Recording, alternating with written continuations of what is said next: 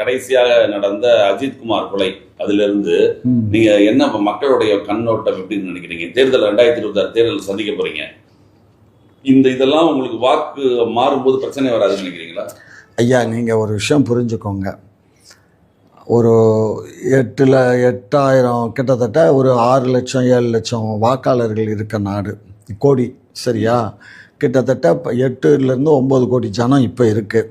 அதுக்கப்புறம் ஒரு 1.5 கோடி வடவைங்க வந்திருக்கான்.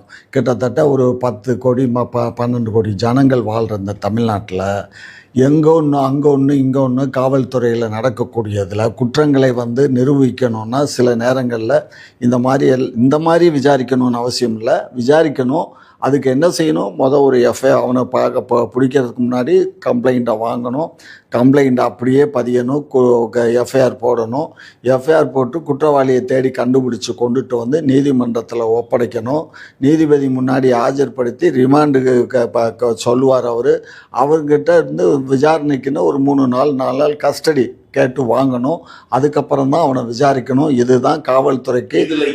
எதுவுமே அதுதான் இதுதான் தவறு. இது பண்ணின தவறு பெருந்தவறு. இந்த தவறுக்கு எங்களுடைய அரசு வெக்கி தலை குனிகிறோம். காரணம் என்னன்னா, சாரி கேட்டால் பத்தாது சொல்கிறானுங்க. ஒரு முதலமைச்சர் சாரின்னு சொல்கிற வார்த்தை மன்னிச்சுக்கோ, சாரின்னா என்ன, மன்னிச்சுக்கோன்னு அர்த்தம். இது வார்த்தை சொன்னது மட்டும் இல்லாமல் அவங்களுக்கு அந்த ஒரு பால் பண்ணையில் வேலை போட்டு கொடுத்தா 80 கிலோமீட்டர் தள்ளி இருக்குது. எப்படி 80 கிலோமீட்டர் தள்ளி இருக்குது? நான் எப்படி வேலைக்கு போகிறது? இந்த பொண்ணு எங்கேருந்து வர்றா டெய்லி தெரியுமா?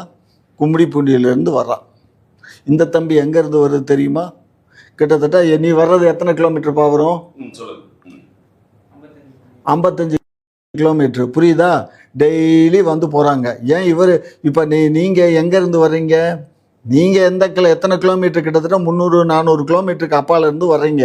இதெல்லாம் வேலை கிடைக்கிதுன்னா அந்த வேலையை போய் ஒப்புக்கொண்டு அங்கே போய் தங்கி தான் வேலை பார்க்கணும்.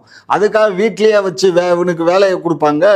2வது பட்டா கொடுத்தா அந்த பட்டா இடத்துல தண்ணியே இல்லை அப்படிங்கிறான். தண்ணி எப்படி வரும்? தண்ணி எல்லா இடத்துலையும் ஆற்றுலையா பட்டா கொடுப்பாங்க?